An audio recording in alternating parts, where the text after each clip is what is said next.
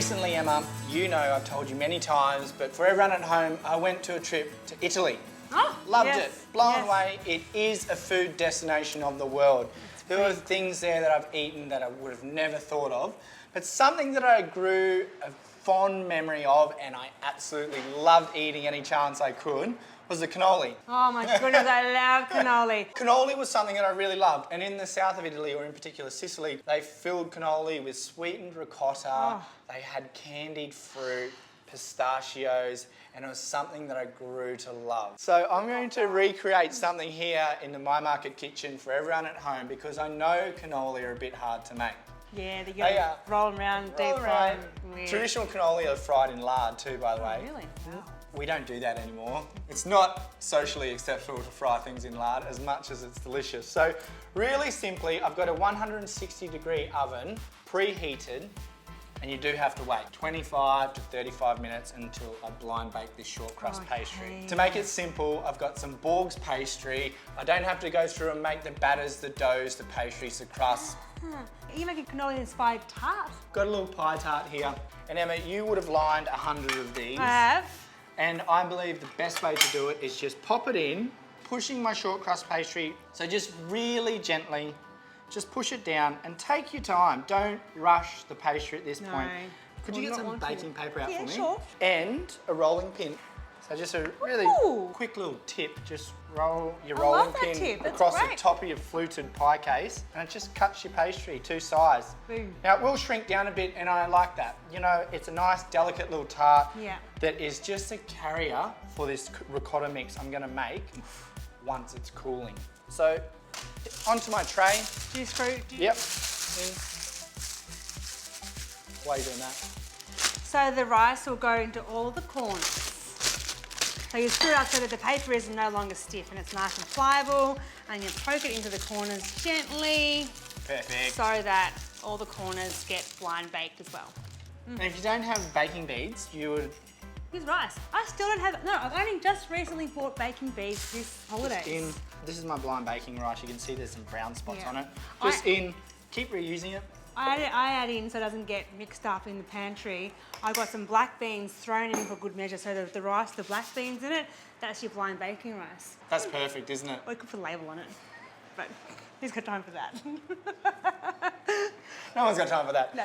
This goes into a 160-degree oven for about 25 to 30 minutes until it's golden brown. Then I'm going to cool it completely before I start the ricotta mix. Beaut.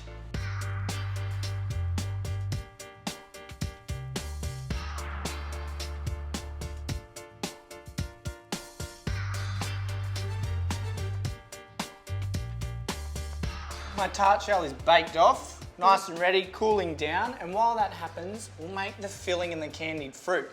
Candied fruit is something that has to be in a Sicilian-style cannoli tart. Right. Just has to happen. Half a cup of chopped apricots, and this, no real measurements, just think about dried fruit, figs, apricots, sultanas that are just sweetened up by some honey. Not all that, half of that honey, I think. All right. Yeah. So about tablespoon and a half, 2 tablespoons of honey, half a cup of dried apricots.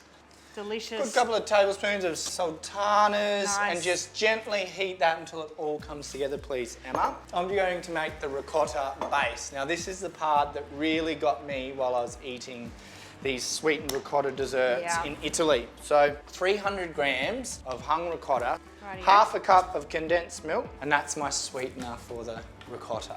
So I'm just going to give it a bit of a mash with a fork just to start the process. And feel free to change the flavourings at this point. Maybe a bit of vanilla, a bit more condensed milk to make it sweeter. Lemon, orange. Yeah, all types of citrus rind would go great in there. I like that. Now I reckon that's about there. We're off. So now we're ready to make this cannoli tart. I love it. I love it. I love it. I love it. Here's a tart case, all cooled down. It is rustic and it's not a cannoli, but I think it still, for me, has a lot of the attributes of what I had while I was in Italy. It's that ricotta, it's the beautiful fresh figs, it's the glacé dried fruits, it's the nuts, it's the So what size tart tin was that? 18 centimetres? About 6 inches. Right. About 8 inches, yeah, Right. You're right. There we go. And I'm going to get this lovely mix that you've made for me. Oh, those figs. Now, just dot them around. Inside out flowers. I'll say it every time. I think it's fascinating. So no pattern. No pattern. You can if you want, but... How do you do no pattern? All right. Oh, Don't- you you just don't can't- look. you just can't Just look. drop it. Now just a couple of tablespoons. Doesn't sit right. Can you chop some pistachios They for look me? great. There we go. I'm so excited by I'm this. excited. It's almost too pretty to cut. You're just going to have to Okay. take my word for it for how delicious it is. Where do you want these? Over the top. There we go. That's great. That's perfect. This is my homage to the Sicilian cannoli. My honey glazed fruit, fresh pistachios, and of course, sweetened ricotta with condensed milk. Once you make this, this is going to be one of your staples on your dessert menu.